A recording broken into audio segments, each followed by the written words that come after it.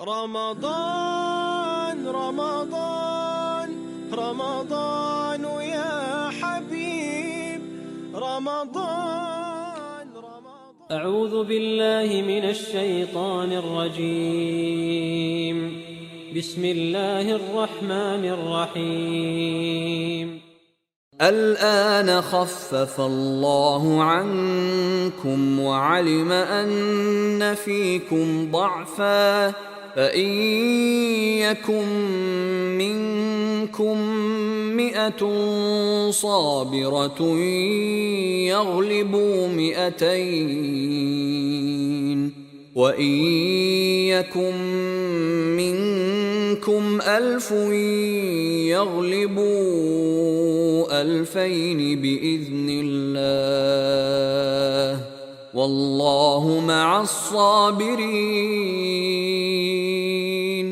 For the present, Allah has lightened your burden, for He knows that there is yet some weakness in you.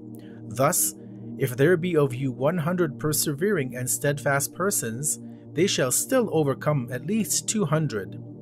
And if there be 1,000 of you, they shall overcome 2,000 by the permission of Allah, and Allah is with the steadfast ones. We reviewed the same verse when we looked at the number 200, and once again we look back into it, albeit in another light. In this verse, as we saw, there are multiple numbers mentioned, and this time we focus on the number 2,000, and another lesson which we can take from the guidance of Allah. One of the prime factors for the victories and defeats in the history of the prophets and their followers is their level of faith and conviction in Allah and in their prophet.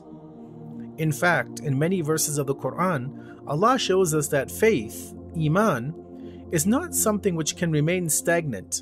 It must always be evolving and expanding. Faith is not like some of the acts of worship, such as the Hajj, that once it is done, there is no need to revisit it.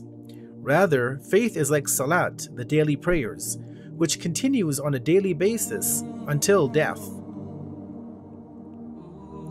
This verse under review shows us that sometimes amongst the Muslims, there are those who are weak in faith due to numerous factors, and they need to be given that boost to revitalize their conviction. This rejuvenation of Iman can be carried out in many ways, such as the Hajj, Umrah, and Ziyarat.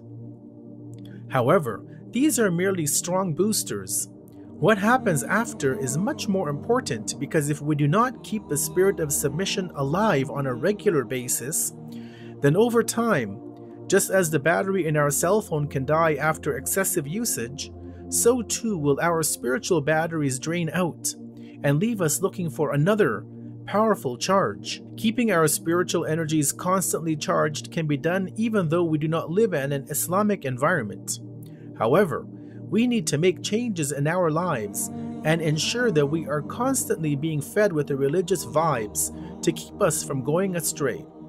Simple things such as beginning the day with our morning prayer, listening to the Quran or Dua as-Sabah as we have our morning breakfast, listening to short daily talks on our commute to work or school, making our best effort to pray on time every prayer, and dedicating ourselves to Allah during the blessed months of Rajab, Sha'ban, and of course the blessed month of Ramadan.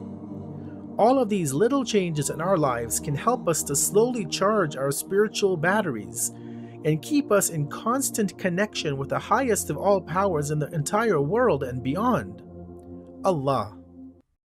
Point of reflection. Allah realizes that we are weak and that sometimes our faith will have ebbs and flows, and so He is easy with us. He does not expect us to spend our entire day and night in prayer.